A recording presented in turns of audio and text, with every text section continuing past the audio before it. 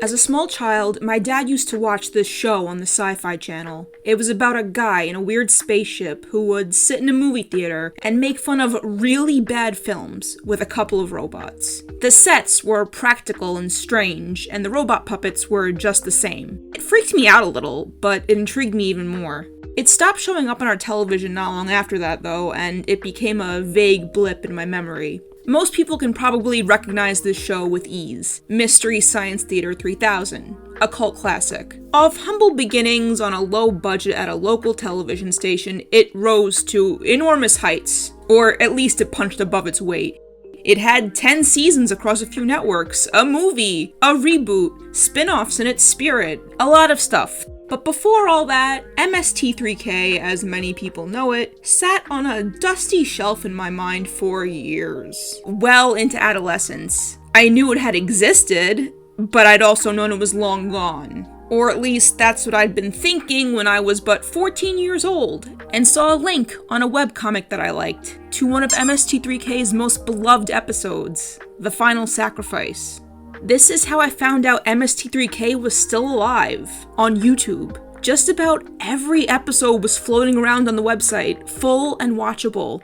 I started consuming it voraciously, watching so many episodes so close together at such a formative year for my psyche that it probably permanently shaped my sense of humor. At the advent of YouTube's mainstreaming, where copyright strikes had begun to take out videos that had skirted the rules for the site's earliest years, this felt like a miracle. How in the world did this show exist in its entirety online? Did God reach his blessed hand down into the internet? Pluck this blessed show from the unwashed masses? Anoint it king? Free from the scourge of copyright takedowns where none else would be so free? Probably not. At the end of almost every episode, MST3K would show a single line, a directive to its fans. Keep circulating the tapes. This meant record the show, save it, spread it, lend it to your friends, make copies of copies, put it in a blender, vomit on it, eat it, give birth to it.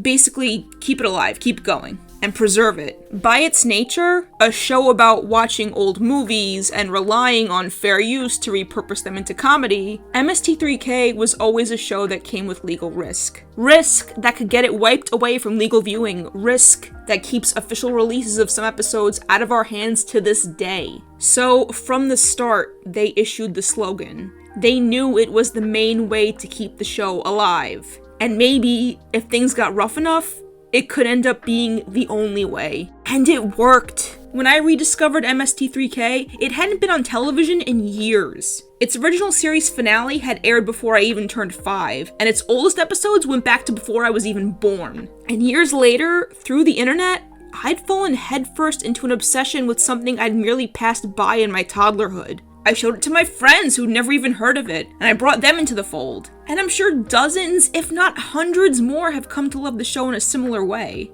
If it hadn't been for the vast network of MST fans who taped these episodes, copied them, digitized them, uploaded them, this show could have just as well become a distant memory that I'd read a Wikipedia page about once and then never revisit. But they kept circulating the tapes. It's not insightful for me to say that the sudden removal of shows from streaming services is alarming. That doesn't make it less true. The genesis of streaming originals is barely a decade old, and we're already at the point where shows are being scrubbed from existence to save a few dollars. It's a little stressful to imagine the trajectory of this, let's call it creative negligence, even a generation from now. Art that people worked hard on, lost to time, for the sake of a couple pennies? It's called evil, kid.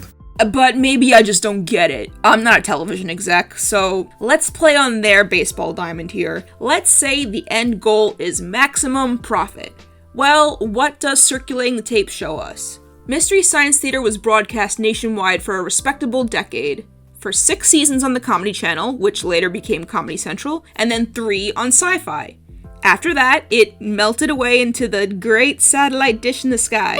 MST3K did well. 10 seasons. But it was a cult show.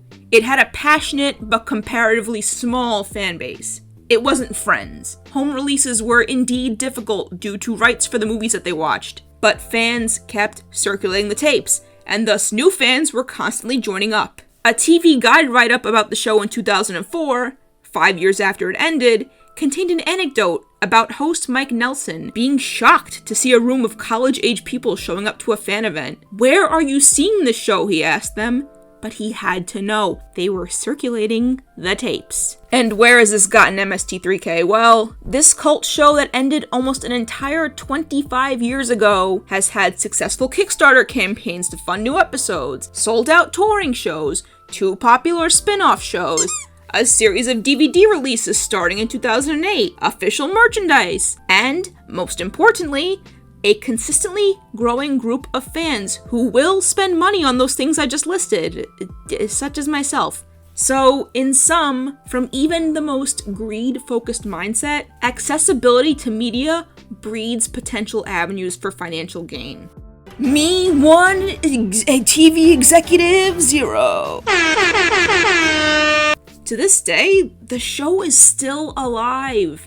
New episodes come out all the time. And every Thanksgiving, they have a live marathon like they used to on network television. And while the official brands post their own clips and lots of full episodes, those same copies I used to watch when I was a kid are mostly still there. As far as I can tell, MST3K has no interest in trying to take down those copies. And why would they? They want them there. They're probably why they're still going right now. I've discovered a lot of media this way.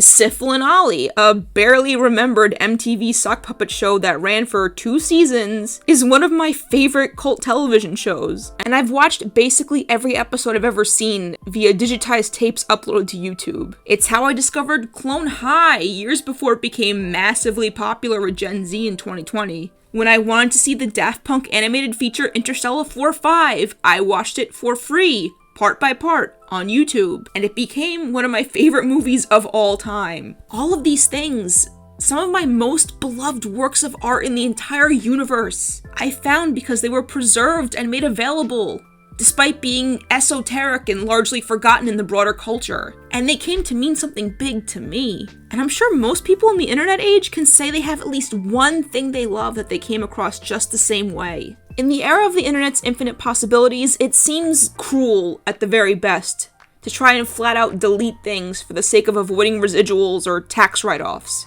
Even from the most richy-rich angle, it seems like bad money management. Do you think MTV expected a 20-year-old cartoon with 1 season to blow up when everyone was on lockdown? Do you think Fox knew, when they canceled Family Guy, that its syndication would lead to one of its biggest cash cows? It's not insightful of me to say that none of this makes sense. I have the mind of a master,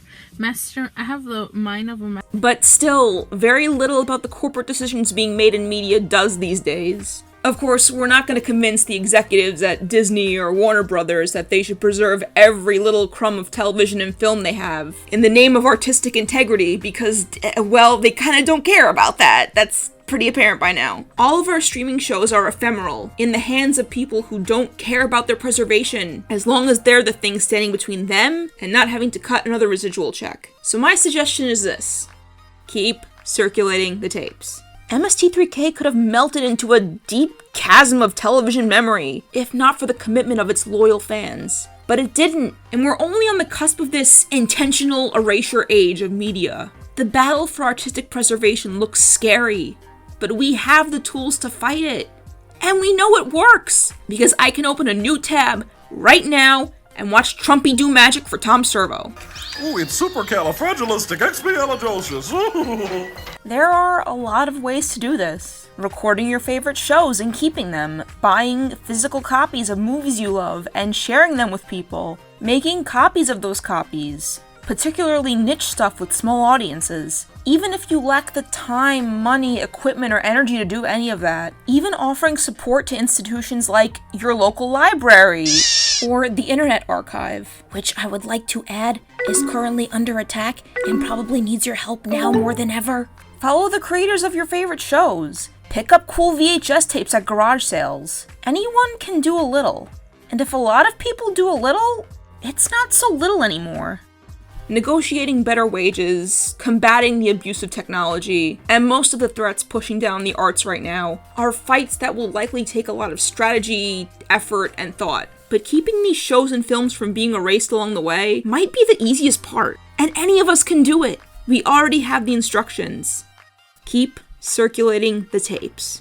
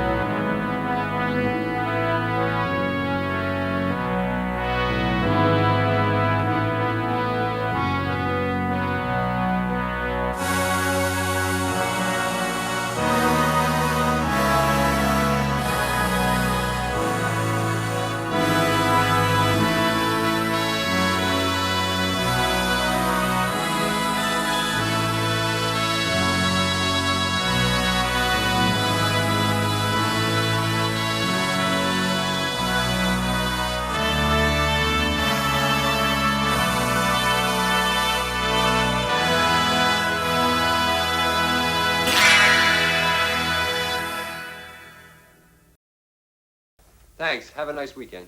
But it's Wednesday.